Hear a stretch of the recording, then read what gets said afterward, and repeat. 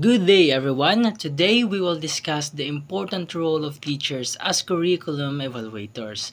This means that we will look at how teachers do not only deliver lessons, but also carefully assess whether the curriculum helps students learn effectively. We will explore why teachers are key to improving the curriculum, what their responsibilities are, some research related to this role, examples for real classrooms, and practices that teachers can use. So by the end of this lesson, you will understand how teachers contribute to making education better through evaluation. Teachers play a very important role in the evaluation of the curriculum.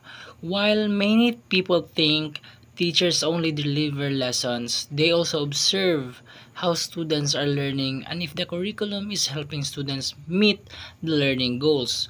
For example, teachers watch if students are able to understand and apply what they are taught. They analyze what parts of the curriculum well and which parts may cause difficulty for students. Teachers gather information from class activities, students' feedback, and assessment results. Based on these observations, teachers can judge if the curriculum is effective. So now the question is, why are teachers so important in evaluating the curriculum? So the main reason for that is that teachers interact with students every single day. They see firsthand how students react to lessons and how well they understand the material. Curriculum designers, on the other hand, may create the curriculum but usually don't have daily contact with students. Okay, so teachers are like the frontline workers who provide the real-time feedback. They can notice if students are struggling with certain lessons, if the pace is too fast or slow, or if the teacher's methods need to change. Okay, so because of this, teachers are in unique position to suggest practical improvements that help students learn better. As curriculum evaluators, teachers have several important responsibilities. First, they assess student understanding by using different types of assessment, such as formative assessments are ongoing checks during lessons like quizzes or class discussions that help the teacher see if students are learning as expected. And then also, we have summative assessments. They are bigger tests or projects at the end of a lesson or unit to measure the overall achievement of the student. Okay, so second is that teachers identify gaps in the curriculum. This means that they notice where students struggle or lose interest and report those areas so changes can be immediately or not immediately but can be made. Okay, so third is that teachers provide constructive feedback to school leaders or curriculum developers about what is working and what needs improvement. Okay, so finally, based on their evaluations na dayan, teachers adjust their teaching methods. They may change lesson plans, try new instructional strategies, or use different assessments to better meet students' needs. Okay. Moving on, research studies also support the important role of teachers in curriculum evaluation.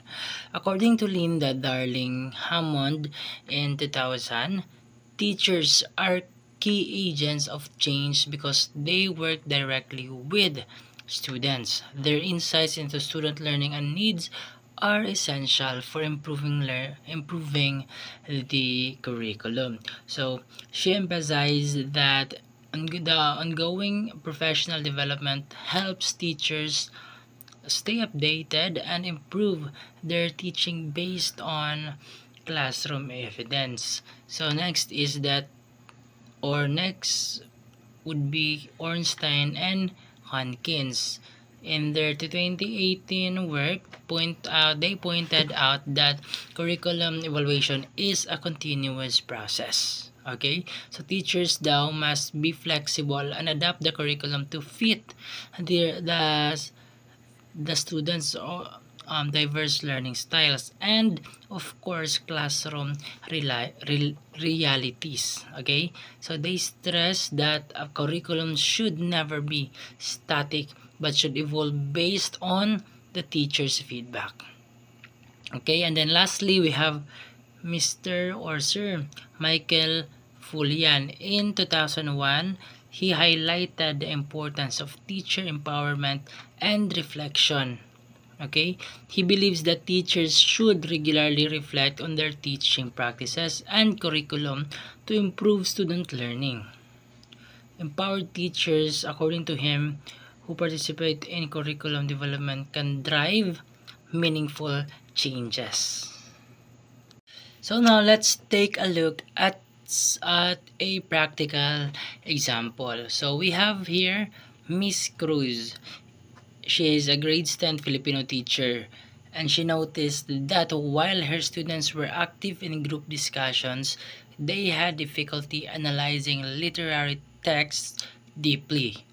So after reviewing their test scores and classroom behaviors, she realized that students struggled with reading comprehension. So to address this, Miss Cruz broke down the text into smaller parts and guided students step by step. Okay, she also added group activities where students discuss the text before sharing with the class. So instead of only giving a final exam, she used short quizzes to check comprehension along the way. And then as a result, students became more confident in understanding and analyzing text, and their quiz scores improved. Okay, so this example shows how a teacher evaluation can lead to changes that help students learn better.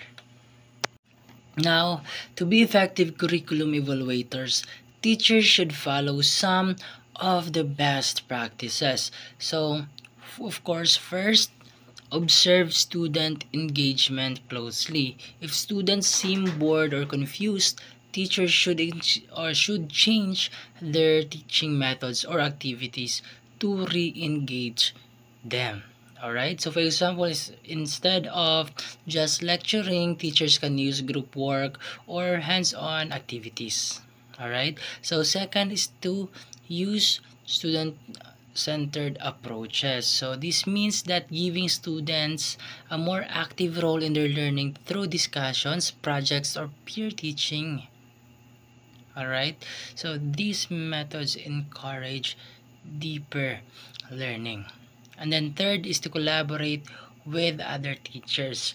So sharing experiences and ideas with colleagues help improve curriculum implementation. And then fourth is to adapt to realities of the classroom. So teachers should be flexible and be willing to modify lesson plans based on student needs and progress. And then finally, teachers should regularly reflect on their teaching. Alright, so reflective practice means thinking about what worked well and what can be improved to enhance student learning.